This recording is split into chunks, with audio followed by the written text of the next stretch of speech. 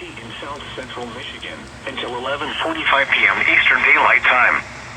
At 10:37 p.m. Eastern Daylight Time, severe thunderstorms were located along a line extending from near Lake Odessa to near Hastings, moving east at 55 miles per hour.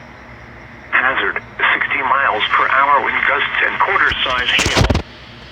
Source, radar indicated. Impact, hail damage to vehicles is expected. Expect wind damage to roofs, siding, and trees. Locations impacted include Lansing, Charlotte, Grand Ledge, Potterville, Edgemont Park, Tulamo, Dimondale, Vermontville, Sunfield, Mulligan,